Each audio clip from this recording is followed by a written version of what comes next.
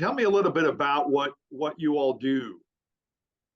The organization is called, with acronym is M.O.A.A, M-O-A-A, Military Officers Association of America.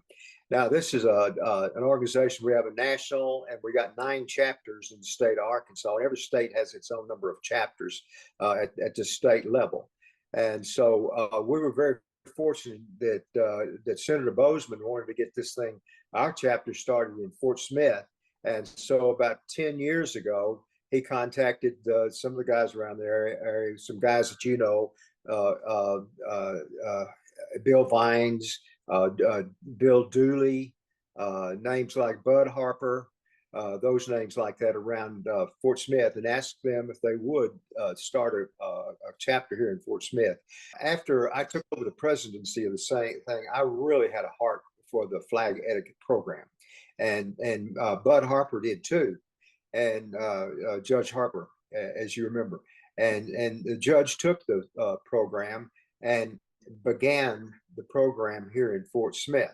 The flag etiquette program is a very easy program.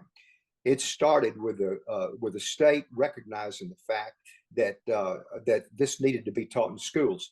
I have myself and 3 other gentlemen that work with me, and we're all spread around the county. So in the 2-county system, I've got with parochial schools, I've got about 45 schools that I can work with, and we spend usually it works so well that we can get it all done in the first semester.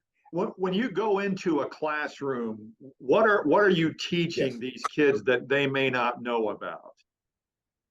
Okay, what we do, I assume right off the bat that they don't know anything, and so I teach from the ground up. Now, of course, they know a lot more than what I go in there thinking they know, but I've got a wonderful program that I work myself through.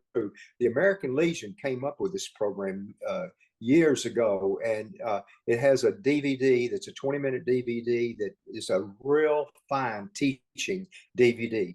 And I come up with about 6 or 7 things that the kids can do to show respect for the flag in those situations. And then at the end of it, I take another 20 minutes and we do a Q&A on that. And I bring up those points and I ask questions. So that's how we get about, I get great participation in it. Are you surprised by the knowledge of these 5th graders, what they already know about flag etiquette? I am very surprised. I'm very surprised. And from the questions I ask, very rarely do I not get a question answered from 2 or 3 within the class, because they know what it's about. They've been through the times when there's someone within their family has died.